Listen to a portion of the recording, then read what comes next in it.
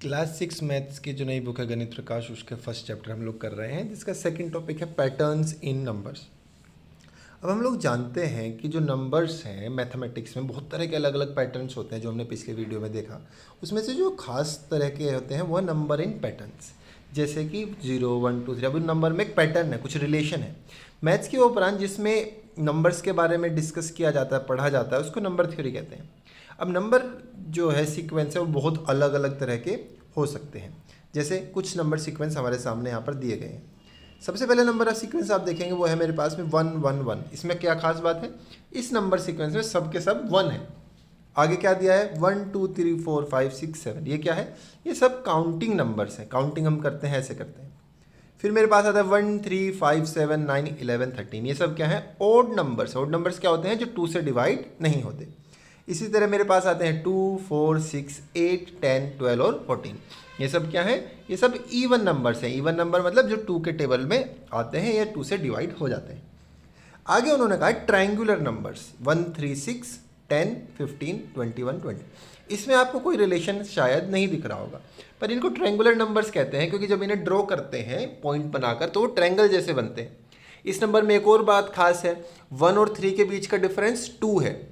फिर 3 में 3 ऐड किया तो 6 आया, 6 में 4 ऐड किया तो 10 आया, 10 में 5 ऐड किया तो 15 आया, 15 में 6 ऐड किया तो 21 आया, 21 में 7 ऐड किया तो 28 आया। यानी कि हर बार जो चीज़ मैं ऐड कर रहा हूँ वो एक एक नंबर बढ़ती जा रही है। इसी तरह अगले मेरे पास नंबर आते हैं 1 4 9 16 25। ये सब क्या है, स्क्वायर है। 1 का स्क्वायर 1 होता है, 2 का स्क्वायर 2 2 जार 4 होते हैं, 3 का स्क्वायर 3 3 जार 9 होते हैं, 4 का स्क्वायर 4 4 जार 16 होते हैं। ऐसे ही 5 का स्क्वायर 5 5 ज़ा 25, 6 6 ज़ा 36 और 7 7 ज़ा 49। नेक्स्ट आते हैं 1 8 27 64 125 एंड 216। ये क्या है, क्यूब्स हैं। 1 का क्यूब मतलब 1 मल्टीप्लाई 1 मल्टीप्लाई 1, तो 1 आएगा। 2 को 3 बार मल्टीप्लाई करेंगे, 2 मल्टीप्लाई 2 मल्टीप्लाई 2, तो वो 8 आएगा। 3 को 3 बार मल्टीप्लाई करेंगे तो 3 3 ज़ा 3 मल्टीप्लाई 3 मल्टीप्लाई 3 27 आएगा। ऐसे ही 4 को 3 बार मल्टीप्लाई करेंगे खुद से तो 64, 5 का क्यूब 125 और 6 का क्यूब 260। आगे क्या आते हैं 1 2 3 5 8 13 21। ये क्या हो गए, विरहानक नंबर होते हैं। ये एक भारतीय गणितज्ञ थे जिन्होंने इन नंबर के बारे में बताया। इनमें खास क्या है, आप किन्हीं भी दो नंबर को ऐड करेंगे तो आपके पास नया नंबर आ जाएगा। 1 + 2 करा तो 3 आया, ऐसे आपने 2 + 3 किया तो 5 आया नेक्स्ट नंबर, 3 + 5 किया तो 8 आया, 5 + 8 किया तो अगला नंबर 13 आया, 8 + 21 किया तो अगला नंबर 21 आया। इस तरह से सीरीज चलती है। आगे क्या है, पावर ऑफ 2, यानी कि 2 की पावर। 2 को एक बार मल्टीप्लाई किया तो 2 आया, 2 को 2 बार किया तो 4 आया, फिर 4 को 2 से मल्टीप्लाई किया तो फिर 8 आया, 8 को 2 से मल्टीप्लाई किया तो 16 आया, 16 को 2 से मल्टीप्लाई किया तो 32 और ऐसे ही 64। नेक्स्ट है पावर्स ऑफ 3। 3 को उसी के मल्टीपल्स किए गए।